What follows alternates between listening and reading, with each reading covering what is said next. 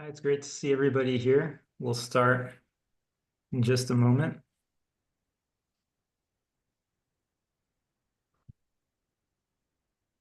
And just let me know if someone could let me know how my audio is coming through.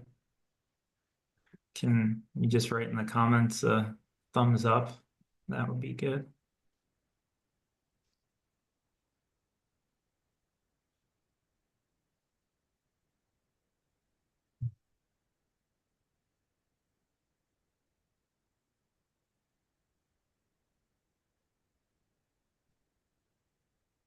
So, hi, perfect. So we'll start off today's program with the second step of the thought pattern dissolve method. And we've covered that general listing of the category step. So if you haven't done that, you can go back and think about the different categories that your thoughts fall into, different types of thoughts you have, whether it's thinking about what you may need to do next, specific problem areas of your life, maybe rethinking, maybe thoughts that are more negative fall into certain categories. So that's the first step that we looked at. And then after that, we got into the first step of the four steps of thought pattern dissolve, which was labeling. And labeling ties very much into the first step. So if we know the category, that label can even just be the category itself. So we've been able to bucket our thought into a category or a label. And we can, review just by practicing quickly that step. So we'll just take a minute. And the next thought we have, you can write into the chat. So just write in whatever thought that is and whatever label generally goes along with that. And I'll do the same thing. We'll just take a moment and wait for that next thought to come, dare it to come. Hope it's going to come soon.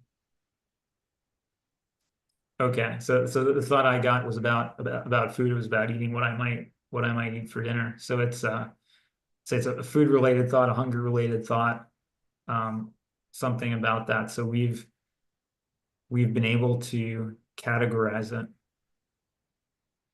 And now we're going to move on to the topic that we have today, the new topic here.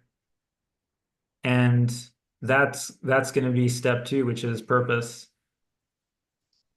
And here we're getting a little bit deeper. We're getting at the underlying purpose that our emotional system, our mind has for that thought. And usually we don't know this on the surface. We just have the thought. So, that's what am I going to eat for dinner, or whatever your thought is. Yeah, again, if you have a thought, type it in. I'll look for, look at what your latest thought may be.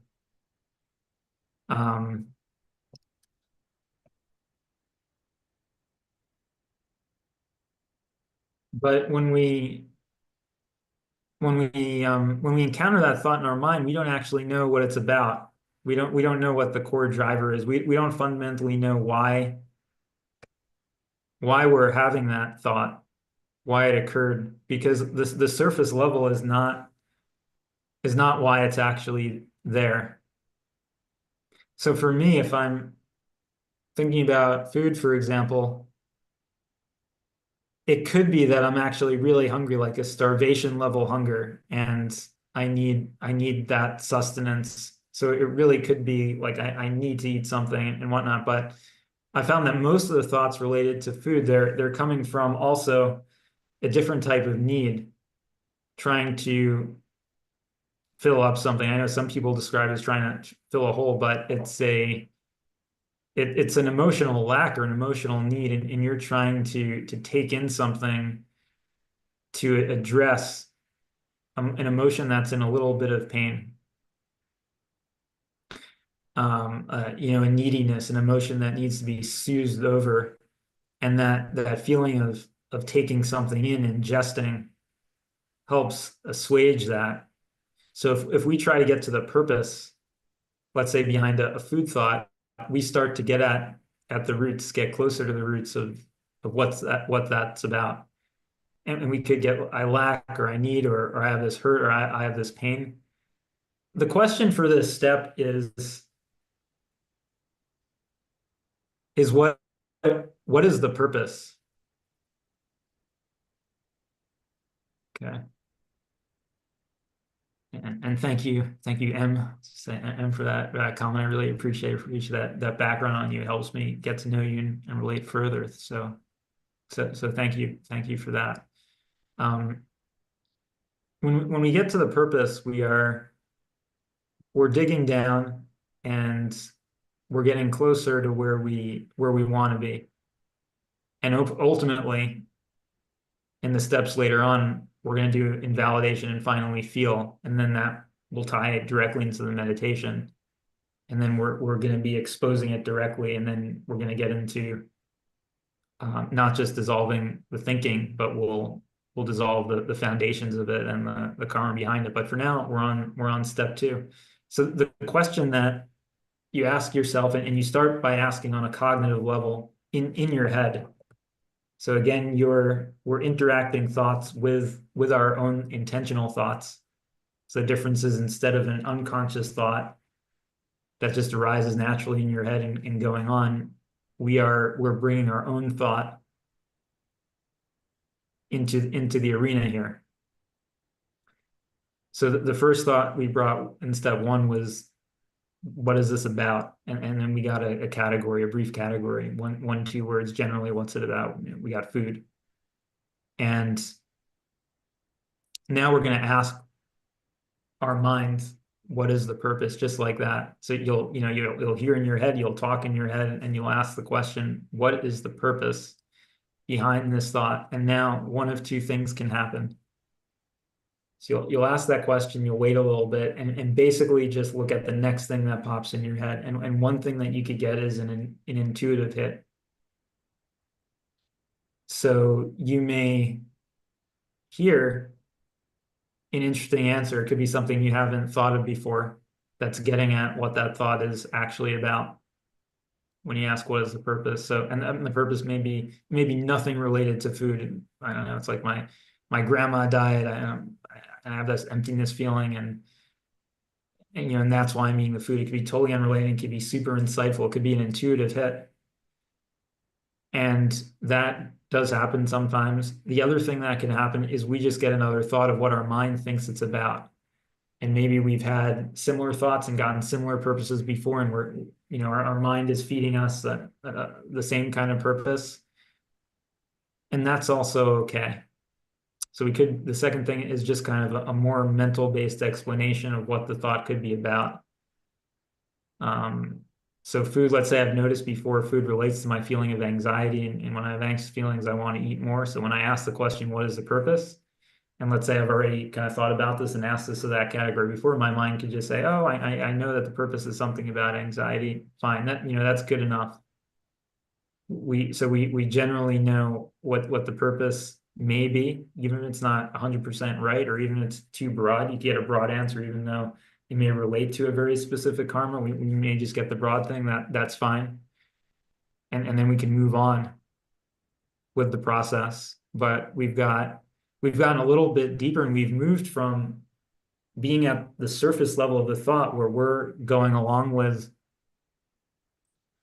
whatever is there, whatever the thought is saying on the surface, and then we're just getting carried along that wave and being swept up in what the mind thinks and what it's relating to at that moment. We're just kind of getting tricked into that. At least we've gotten one level deeper at this second stage, and we know more about what the thought is really about, and on a slightly deeper level, mental level, what it's really about. So that's the second stage. In the meditation that we're going to lead into now, you're very, very welcome to use these stages in the meditation. And if you find yourself, so again, like if you're in a state of bliss and all thoughts have just gone, and you're more than welcome to stay there, and you don't have to start thinking about these steps. But for the majority of people, myself included, who will have thoughts that are coming in, and you're going to have thoughts anyway. So if thoughts are anyway coming in, then we might as well use intentional thinking and intentional thoughts to more quickly free ourselves from what's happening anyway. And that's where this process comes in. So if you're doing this meditation, you're listening to the music, listening to me chiming in from time to time, and if you notice that you're anyway having thoughts there, and this kind of unintentional thinking that you keep coming back to, then you're more than welcome. It'll help to begin to deploy this process, and the first will be, what is this thought about? And you can get to a 1 or 2 word label on that. And the second part is asking, what is the purpose? And as we as we wrap up, maybe I'll also, as we start to go individually, you can let me know what one of the answers you got was, what one of the purposes you got to or uncovered over there. So now we're going to shift a little bit. We're gonna shift into our meditation. You're welcome to be relaxed, and you can close your eyes as you do this. Before that, though, I will show you and demonstrate this mudra that we'll use just to start off with. It's not required, but we're going to use it just to start off with and help to add a little bit more grounding as we ease into the meditation. As we connect, as I connect with you, as my higher self that I'm just a small part of begins to connect with you, or rather you allow it, you welcome it into your field, because it needs basically an invitation from you to be able to come in and assist. And this is one physical process that we do as a symbolic gesture of that openness and welcoming. So we'll make a mudra called the Cosmic Mudra. It was used by Buddha under the tree he sat on. It's a very, very old mudra. I personally use this every day in my own meditation. It's good to improve the focus. The left fingers go on top of the right fingers. The thumbs touch lightly. And the way we're doing it now, you can rest it on your lap. In some Zen schools, it's held just above the lap, but we're just going to rest it on our lap. And we're going to use a simple mantra that sounds a little bit like clean, like you're cleaning the house, but it ends with an M, so it's going to be clean. So I don't believe there's actually an English word like that, but that's what we're going to use. So it'll sound like clean,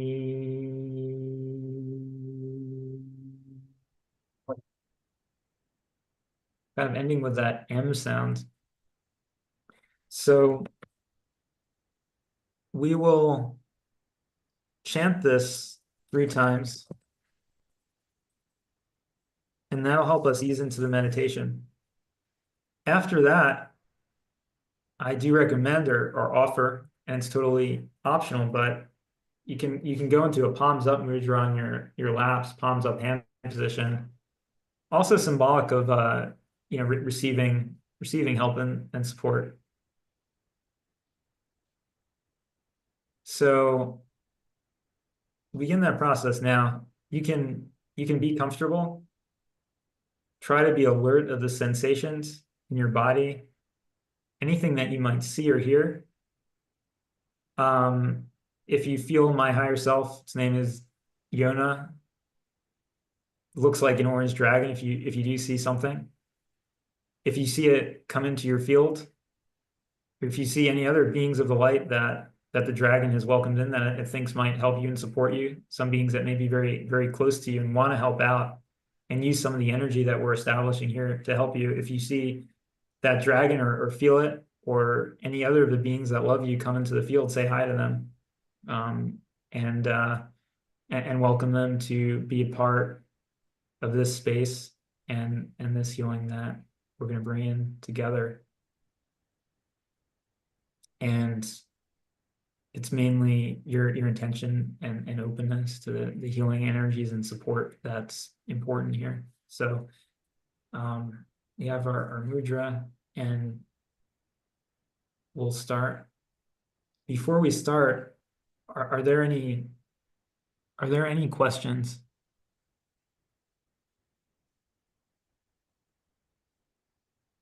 Okay.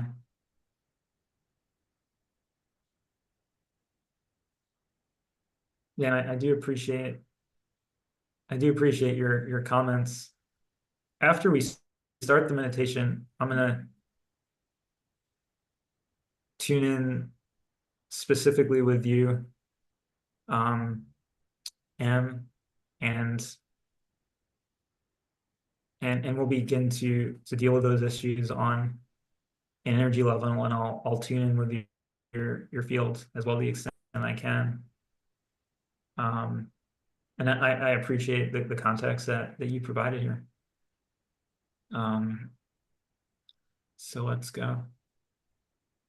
And you're welcome to kind of sing this mantra along with me. We're going to say clean 3 times, and you can remain with your eyes closed after that. And I'll have my eyes closed sometimes, and sometimes I'll be looking at messages that may come through. Clean.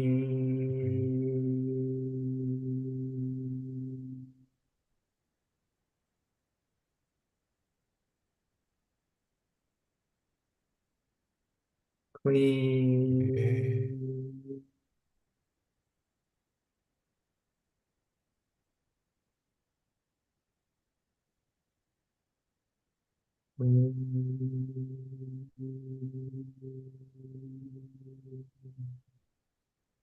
Okay. So remain here with your eyes closed. Um, I'll be going through with you guys individually. We'll do some group work as well. You'll have lots of healing throughout the meditation, no matter who I'm focusing on specifically. My awareness may be on one person, but the energy is spreading out, and Yona's here, and she can work on multiple people at the same time.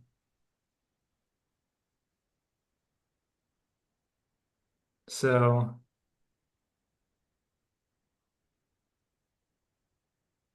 reading this, I see we have some lineage issues with the male and female line. And you're also in a place of different past, potentially a place of crisis and feeling ungrounded for very reasonable reasons based on situations that are obviously going on. So let's take a few breaths together as I sync with your field.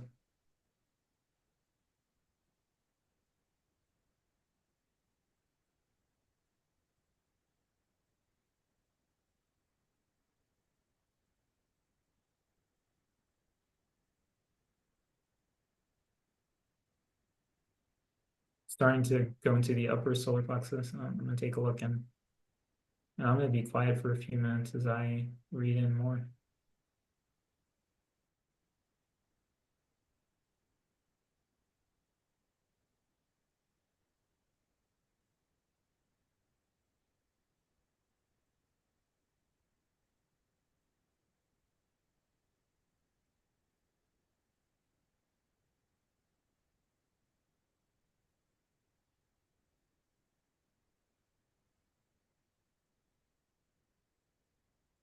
I'm feeling I'm grabbing this in a lot of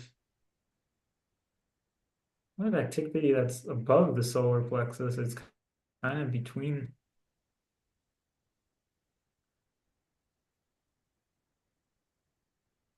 It's below the heart, but it's a little bit higher than I often feel it in people. I'm gonna take a moment here.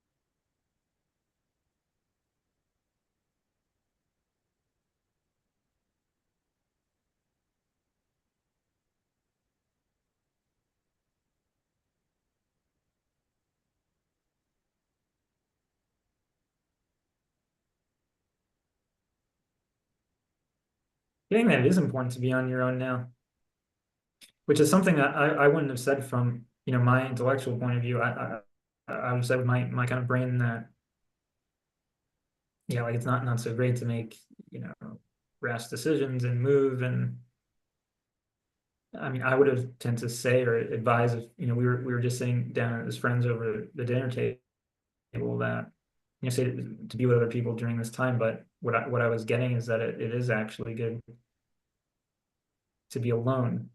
Um,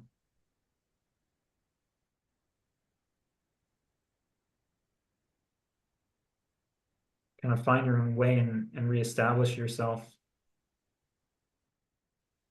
and become stronger and feel very independent and robust, and that time in solitude would actually be helpful at this time.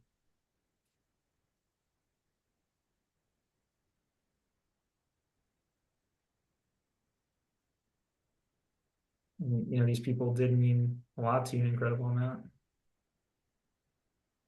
but unfortunately it is time to let them go because they're gone, and now it's necessary to move on, and you can find yourself more and clear your mind if you have some quiet alone. Um, I might not get, too carried away for it. I don't think it's going to be a forever thing.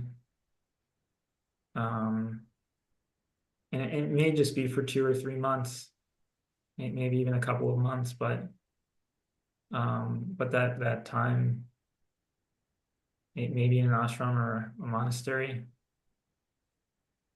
in your region or in a rural area, not too far away.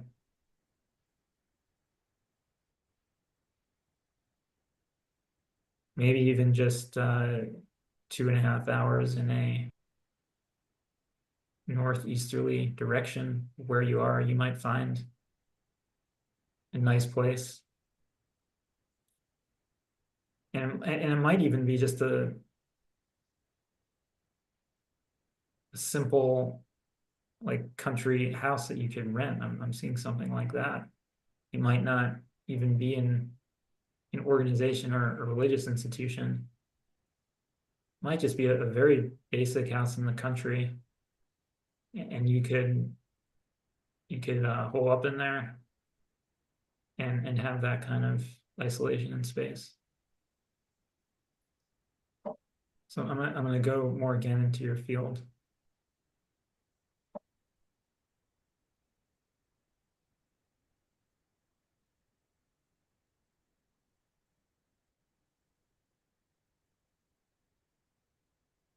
I'm slightly on the left side, solar plexus, upper solar plexus in that region, but on the left above the solar plexus, above, kind of branching out from that chakra.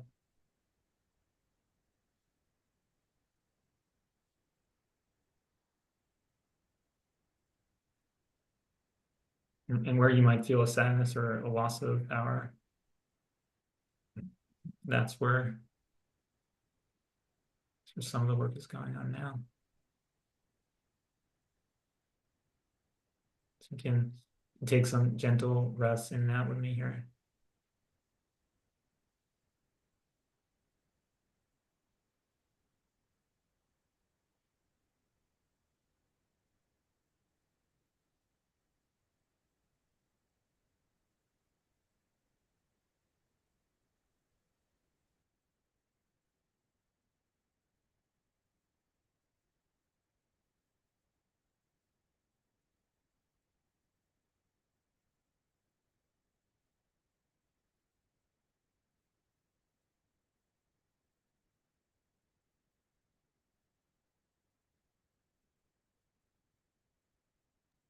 So keep breathing in and out slowly.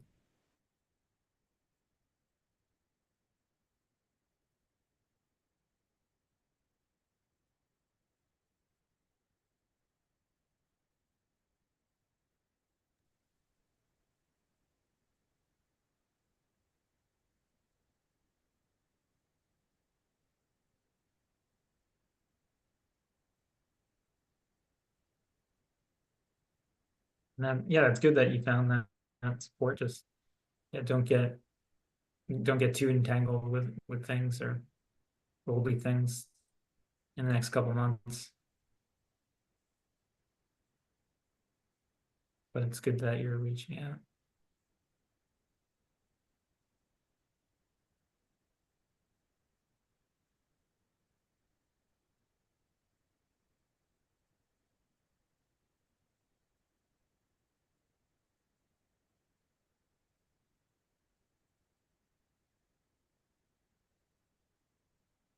So gentle breaths into that solar plexus region. And you can almost feel that you're breathing into that region.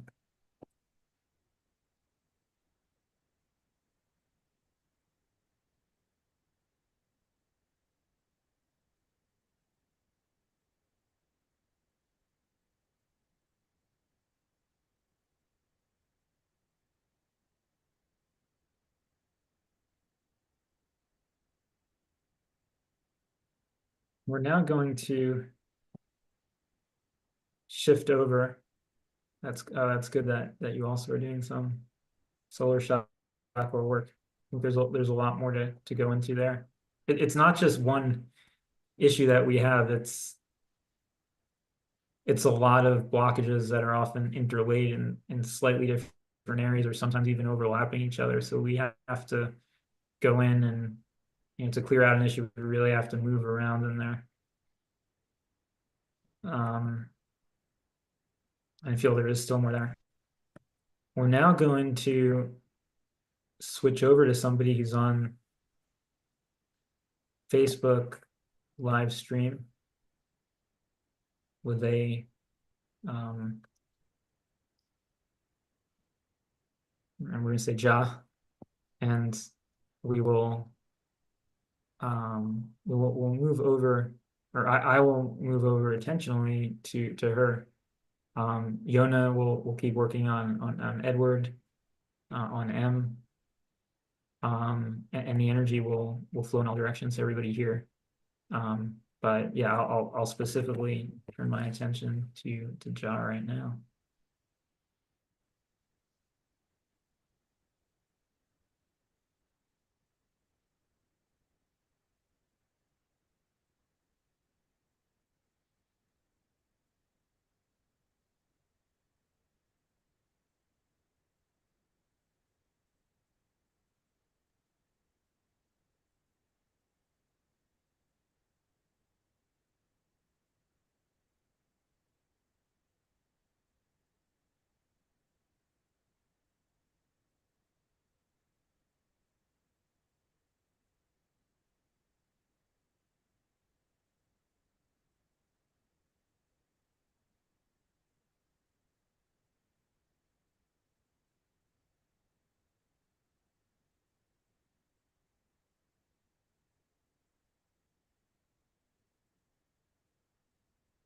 Feeling clear today, that's good.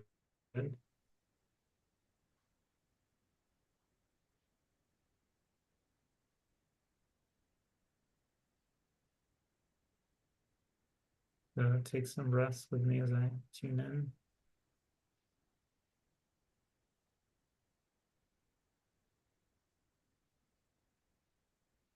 Feeling some throat chakra here.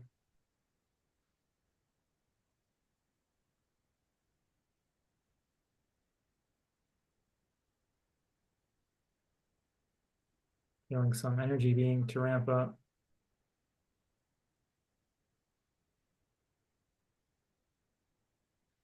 How are you doing today?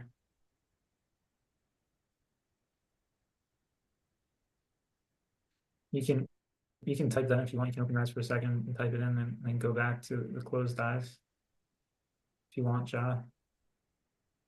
I'll take a look. We're slowly beginning to clear the field a little bit with some gentle hand circle motion indicating clearing, freshening the energies, getting some up and down, moving the energy along the central column.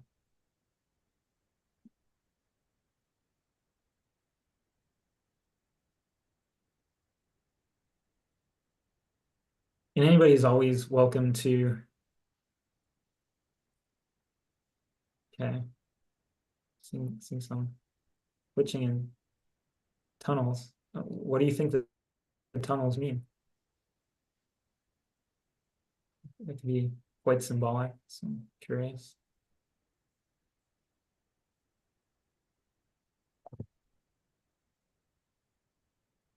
You may notice a shift in energy as we're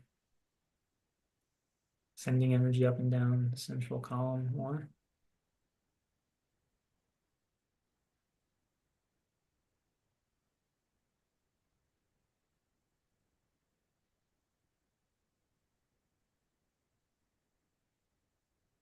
Holding steady here for a moment.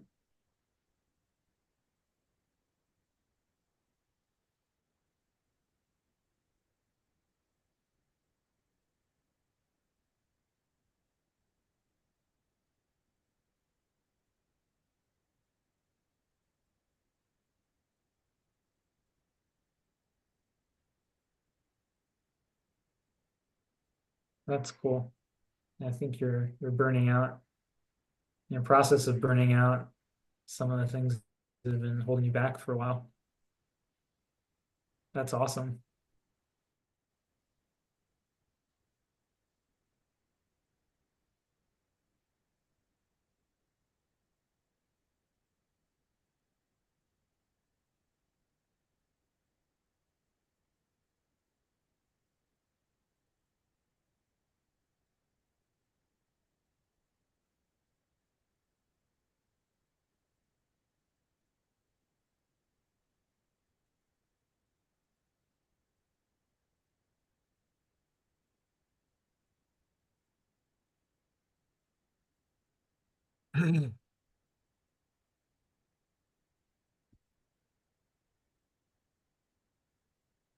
Yeah, that's awesome, Ben. I like your goals and the thoughts of helping others. Those are really well intentioned. So I really appreciate those, and spiritual world also appreciates those sentiments. The more you help others, the more they have the opportunity to help others, and in general, that helps lift up all of us, and all our consciousnesses are connected in the collective consciousness. So that's fantastic, and we're all about clearing up that past karma, because once we realize we don't need it to hold us back anymore, and we're kind of over with it, we want to move on, then there's nothing better to do than to clean that up, and then the sooner we clean it up, the better. So I like what you're realizing about the process.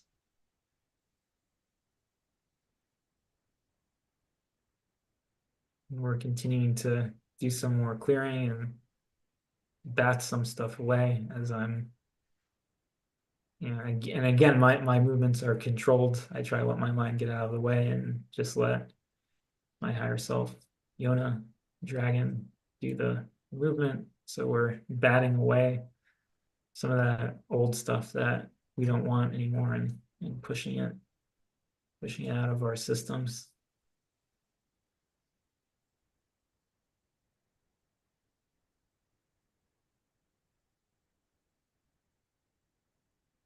And we're going back to sending through some energy.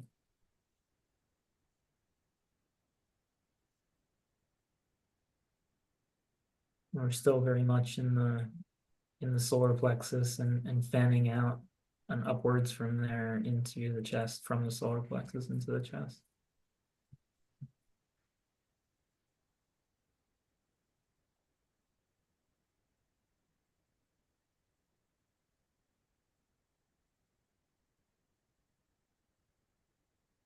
I've shifted into a thumbs up mudra. I call them Mirudanda mudra, combining it with a kind of swivel at the hips to help us move some energy that's stored in the spine and shift it upwards. That Mirudanda mudra is traditionally used for having an upward movement of energy, shifting energy that may be stored more in the base of the body and help moving it upward.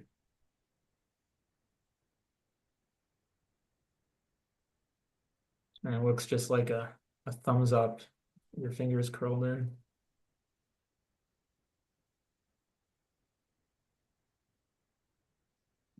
And it's a great mudra. It's just hard to maintain it during a static meditation pose. So it's often used for a series of movements that are individually a bit shorter. Be as part of what's sometimes called a kriya.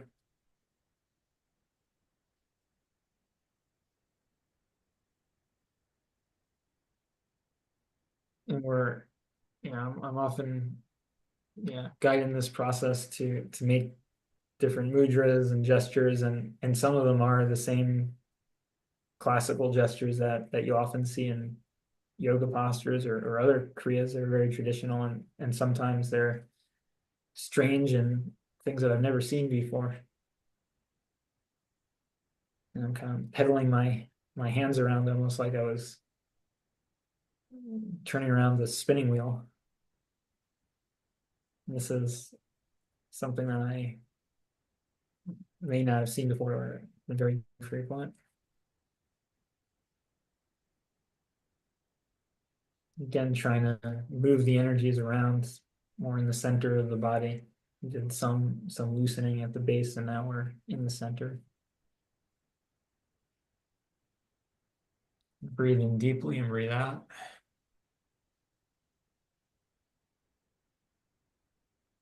Arching back and tilting back and forth, but rotating more in that solar plexus area, loosening up.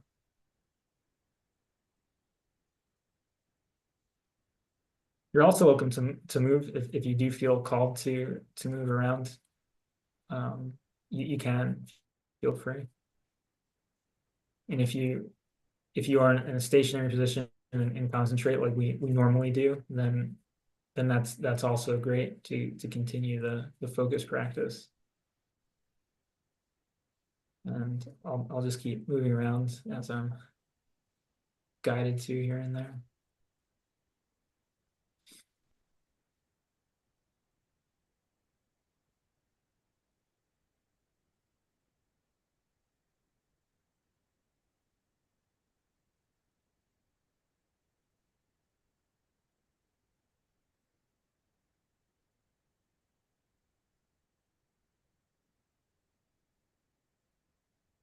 Calm back down for a second. I'm going to see if anybody might be in the chat. And I see Dritten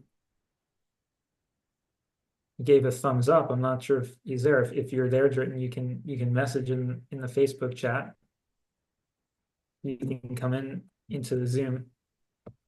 It's great to see you here. Dritten, somebody I've met with my previous guru in India, and he came from Europe all the way to India to have Shaktipat in person from Raghavir Singh Rajput in Delhi at that time. We traveled up from Madhya Pradesh in central India all the way to Delhi to meet Dritten there, and we had a very nice time going around Delhi. So certainly good to see you there.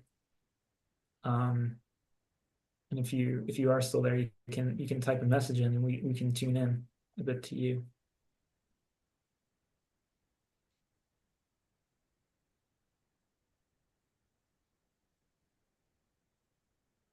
And Dritten does his own healing work as well.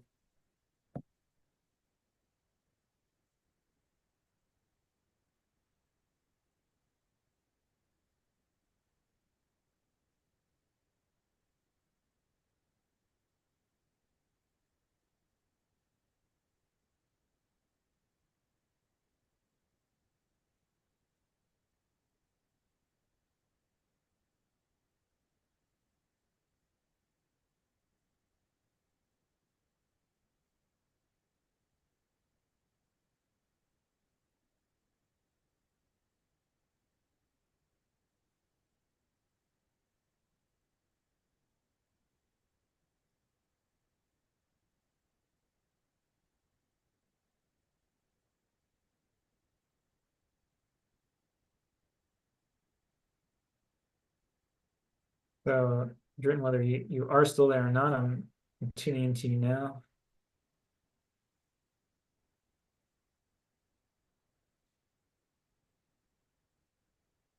Going down into the belly area below the solar plexus where we've been for a lot of this call, feeling some fire down there.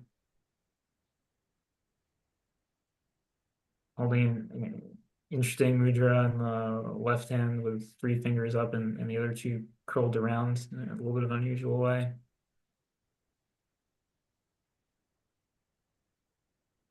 And I'm feeling into that fire in the belly.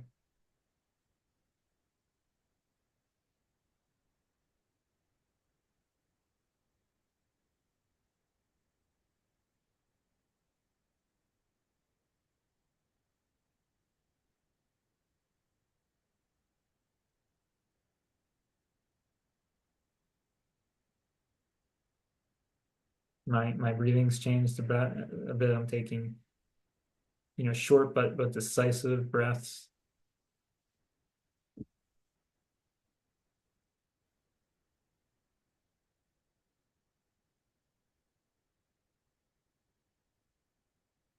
And um, if you are still there, we can come back to you more. Um,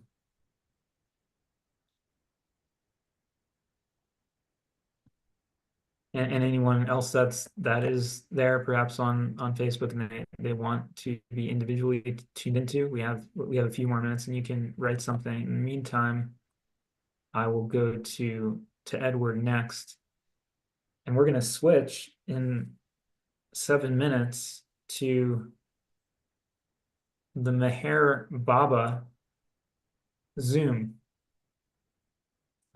And I'm going to write that in the chat. Um,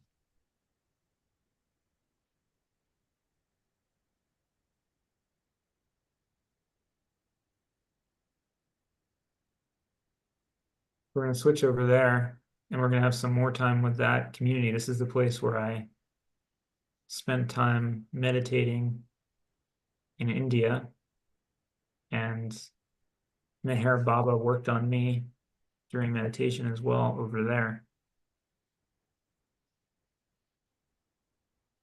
So Meher Baba is also another, is a very powerful being, and we'll also be feeling his energy in the in that call as well. And my energy is very seamless and very compatible with his, and I actually don't feel a separation between those energies, which is very interesting. And it could be because I've spent so much time over there, and it also could be that the frequencies and the style is very similar.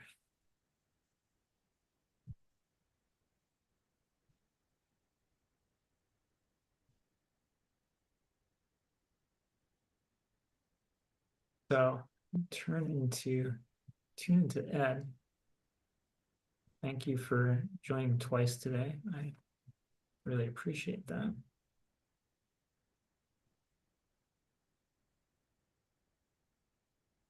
And we're very much picking up where we have been. And I think it's an important area to focus and get through. Some of these bigger blockages take time.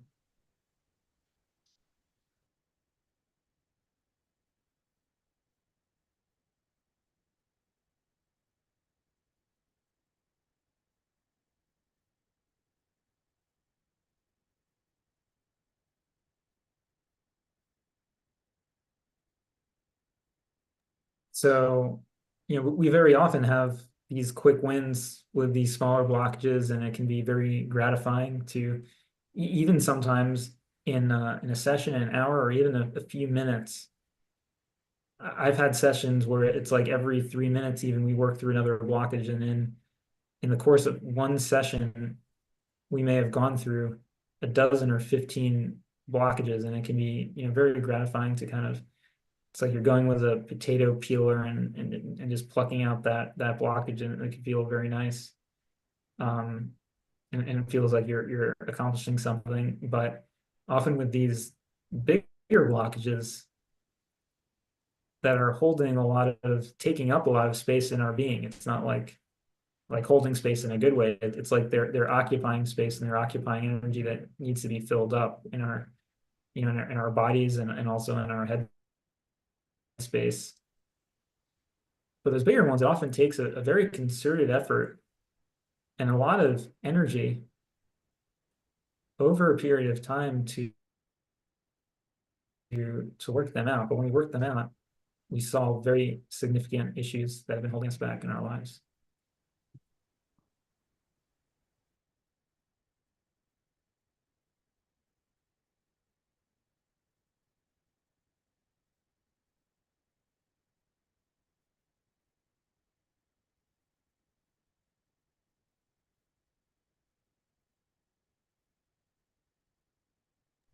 And that brings us back again to the solar plexus region.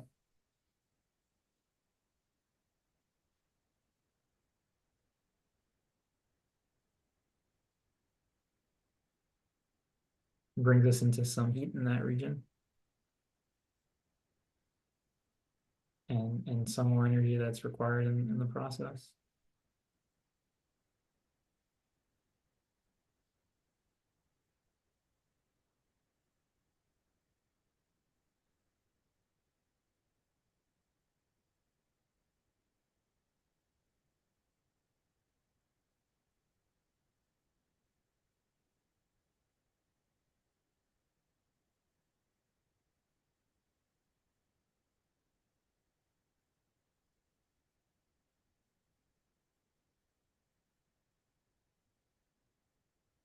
On a very tangential side note, I'm testing out a new camera that has a little bit of a wider setting, and you don't have to open your eyes now, but you can ping me on Facebook afterwards and let me know if that works for you, if you like it better, or for whatever reason you like the previous one better. Technical issue, not related to healing, but your suggestions help. And if the audio isn't good, or if there's too much background noise, there's some very mundane logistical issues that help the process, because they keep everybody comfortable and able to have a good experience.